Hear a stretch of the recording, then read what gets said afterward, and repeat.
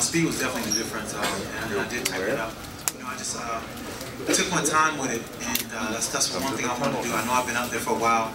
I knew Tito was going to be, you know, kind of trying to get at me kind of early, so I kind of felt his energy and knew he was going to try to come at me fast.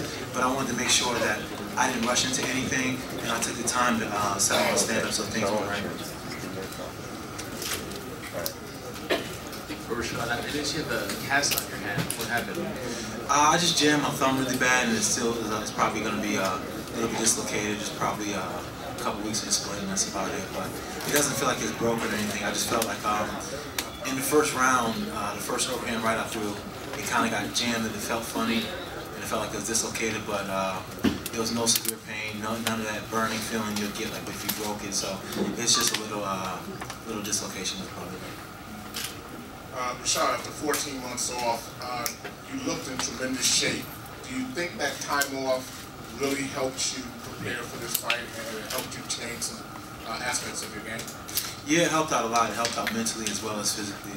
Physically speaking, I took time out, and you know, after the knee injury, I went and did a camp after I rehabbed, and then once I found out who I was fighting for sure and the day I was fighting for sure, I made sure I did another camp. So I did 2 camps back to back, and that's a lot longer than I normally did because, like I said in the press conference before, that I never lived a life of a fighter. You know, I only did 8-week camp and that was about it.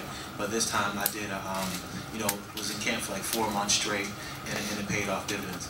That's fine. I mean, if it's the same old stuff, then that's probably exactly why he didn't want to fight me the first time.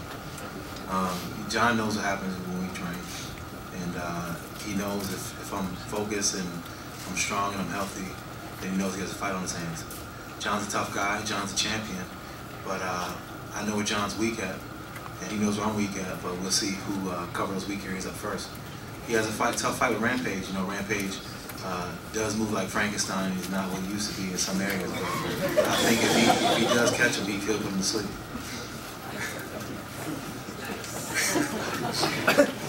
Rashad, as a follow-up to this question, who would you rather see in that fight? I know you're fresh off this Tito, but looking forward, you have your choice between Burns and Bora. Which one would you prefer? You know, I would prefer to get it from Jones because I would love to be the first one to beat him, like really beat him. And you know, he's so cocky. So cocky, like, you think I'm cocky, he's real cocky. He's for real cocky. Like, I'm on camera joking around cocky. He's like, go to sleep praising himself cocky. That's how cocky he is. But I mean, like, you know, I would love to teach him a lesson. And, you know, if he make it past Rampage, then I'll get a chance to do that. But, like I said, he has a tough fight ahead of him. And if Rampage doesn't work, then he can actually do something. I think Rampage should come and train in my camp for this fight.